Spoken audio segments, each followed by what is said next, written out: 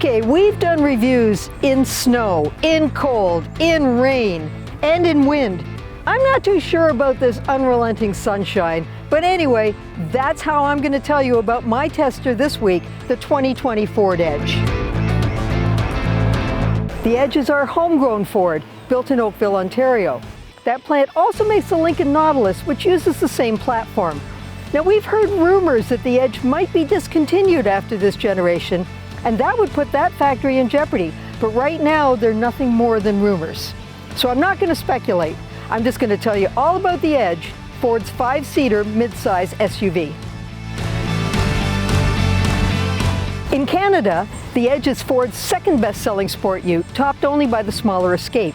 It comes in two versions, one with a 2-liter 4-cylinder that comes in 4 trim levels, and is the more powerful Edge ST with a 2.7-liter V6. Both engines are turbocharged, which Ford calls EcoBoost.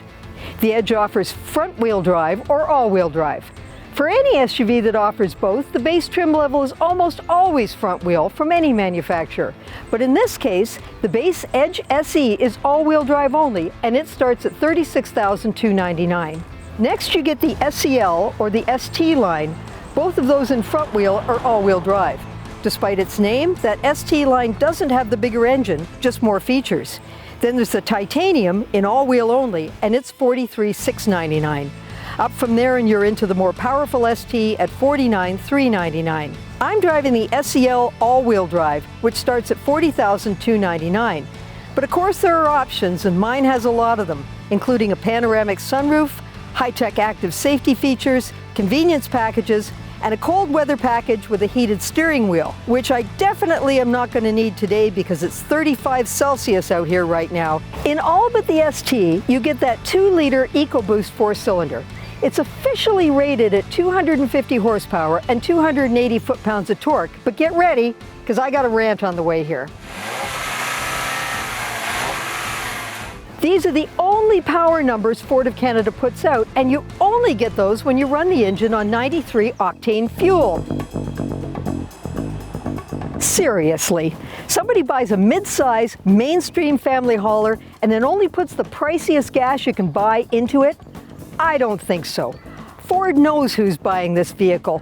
Come on, get real. Whatever the actual and lower power numbers are with the regular grade fuel that virtually everyone will put into it, the 2-liter definitely won't take your breath away on acceleration.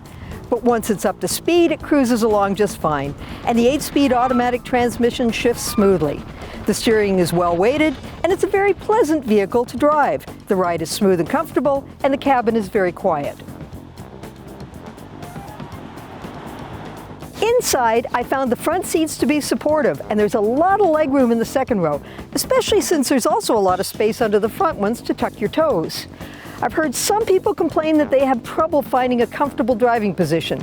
I didn't, but everyone's different, and you'll have to check it out yourself on a test drive. Ford wisely resisted the urge to squeeze a third row into the Edge, and so you get a lot of cargo space. If that isn't enough, you can fold down the back seats, although they don't go completely flat.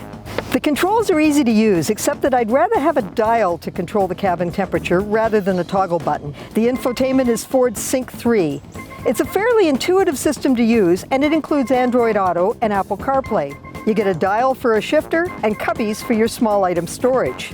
My tester included voice-activated navigation, and the voice control works really well. That map feature is part of my tester's Co-Pilot 360 Assist, which adds $850. It also adds adaptive cruise control with stop and go, lane centering, and something called Evasive Steering Assist. If you're not paying attention and you're about to smack the vehicle in front of you, the Edge will hit the brakes. If that isn't enough to prevent the crash, and you're already trying to steer around it but you're not doing enough, the evasive steering will throw in a little extra effort in the hopes that you can get around it. But smarten up and watch where you're going. The bottom line is that the Edge isn't edgy. It's not a powerhouse, but it's very roomy, and it gets you where you're going in quiet comfort. It can get expensive if you load it up, but even if you don't, you get a lot of features for the price. We'll see what happens with its future, but I hope the Edge sticks around. For Driving.ca, I am a melting Jill McIntosh. And for more news and reviews, visit us on Instagram and Twitter.